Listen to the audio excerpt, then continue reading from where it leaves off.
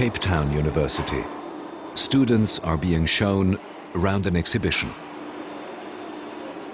They see the self-portraits of a dozen women who are HIV infected or who already have AIDS. These pictures are called body maps. Babalwa is HIV positive. This picture is her own body map. It tells of her life, of how she came to be infected, and of the inner strength she is still very much aware of. Babalwa is breaking a great taboo when she talks about being HIV positive. The society she lives in does not tolerate this. I found out that I was HIV positive and I was pregnant. I fighted for my baby to be safe. After all that process, I was introduced to the body mapping. For me, the day that I did it, it was exhausting because for many years of my life, I was busy on what was happening outside. And I never thought of myself for many years, so it takes me inside. About 1.5 million people live in Khayelitsha, one of Cape Town's townships. A large number of them are HIV positive. Most of them just cannot afford medical care. They have no future. I was spending most of time staying here at home, don't know where to go, no one to talk to, no one to share my pain or how I'm feeling.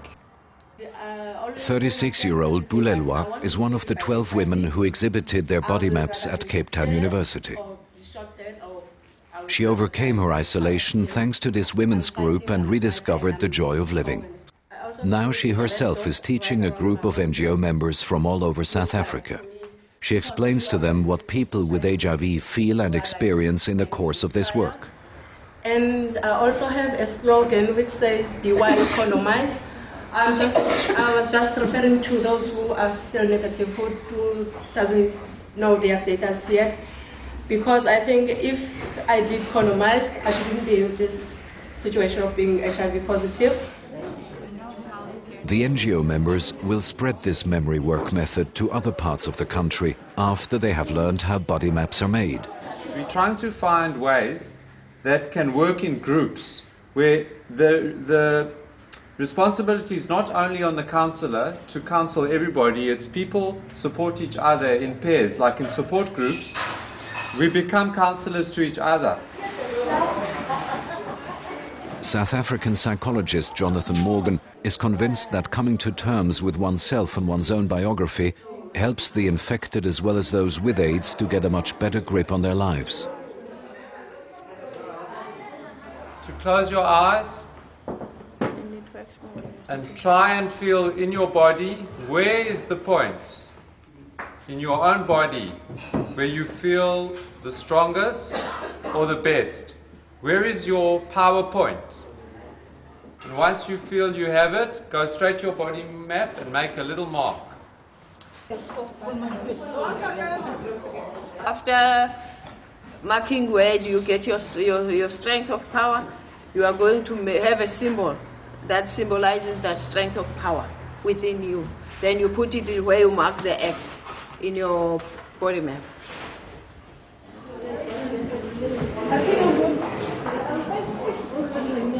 Arms. I believe that everything I do with my arms, because a woman is always using arms. As Babala said, that we are the ones who are carrying babies.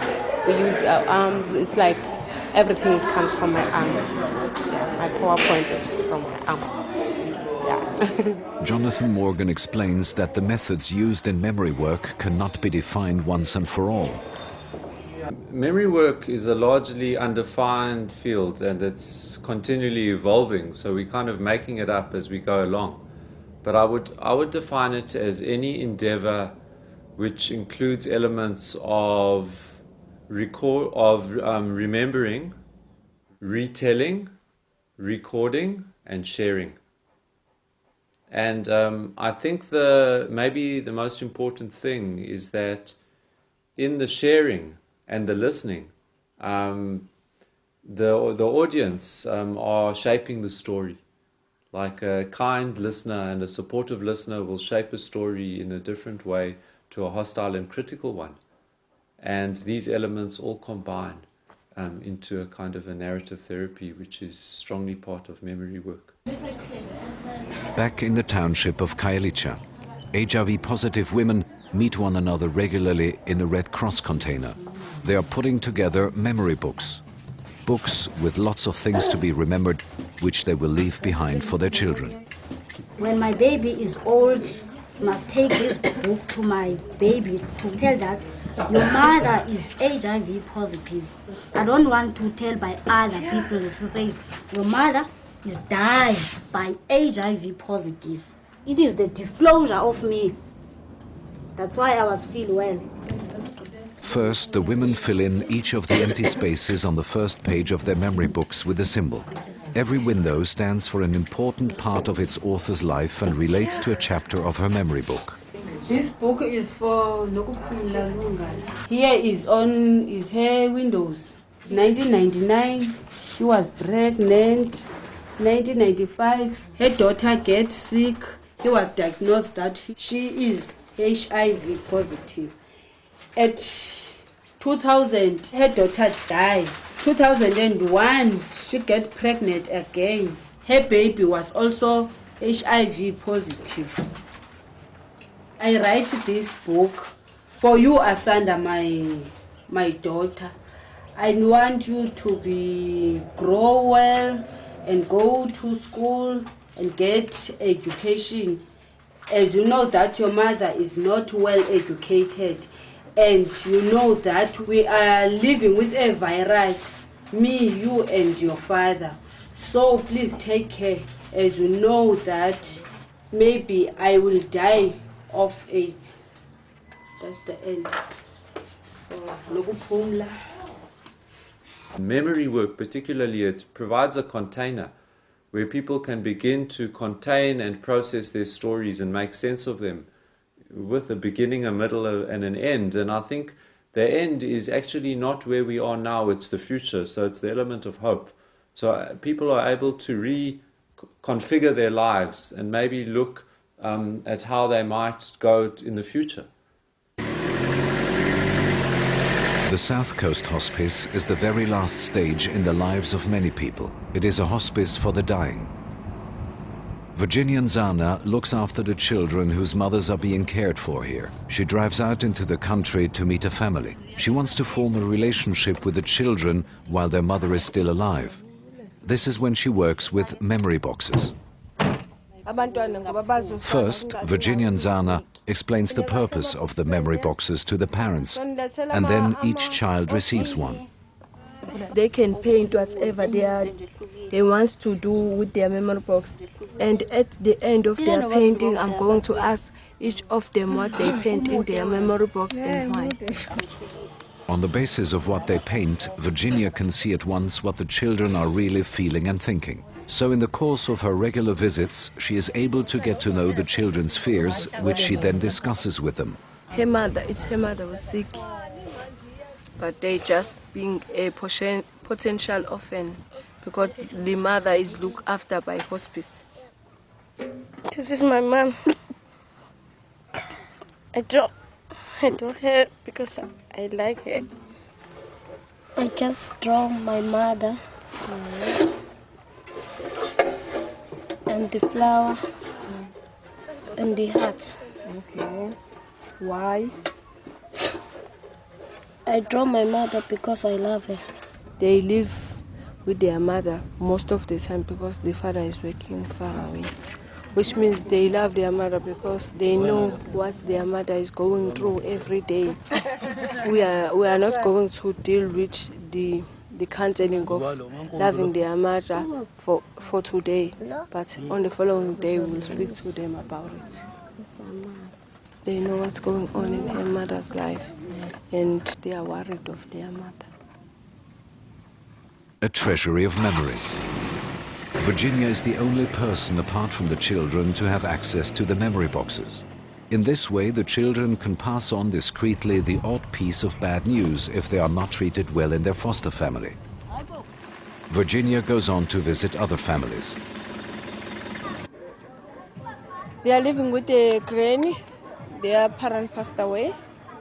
So they did their memory box. She painted the snake because she's scared of the snake. But all of them, they just painted their box with a house that they are living in with nothing, because the time we asked them, they said it's the house that they have, and also the strength for the moon and also the sun. Inside in their memory box, it's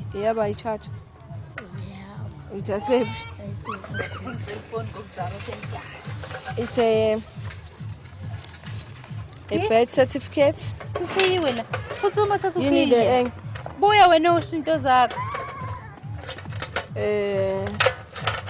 pin who used to be her mother's, and also a choice of a charger for a cell phone, because one day I wish to have a cell phone.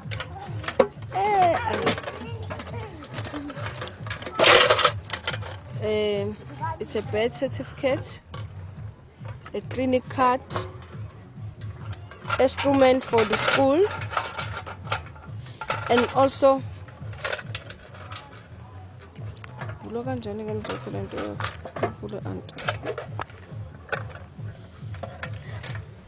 it's a pin and also a nickel. He was given by her mother, because her mother, he reminded her mother when he puts a button one day in her school shirt. It was a long process for a children losing their mother and grieving. She couldn't do anything, and my grandmother would say, please give me food, and my grandmother would make her food, and she couldn't sleep at night. Her tummy was bad, and my mother died on Saturday in the afternoon. Everyone cried.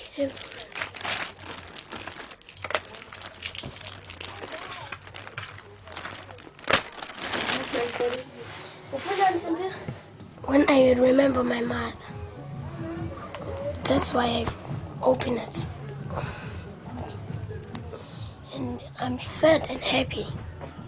Sad because my mother died. Happy because I have her things. So that's how Body maps, memory books, or memory boxes. All these methods used in memory work ultimately have the function of creating space. Space for talking, for remembering, for sharing, and for hope. So that's how it is in the world of... After finishing my body map, I just found out it's just a tape. It's just another part of my life that I've dealt with, and it's long gone now. I'm not feeling the same feelings again. I'm not sad anymore in their lives. So when I want other people to get a sense of what is happening in our lives.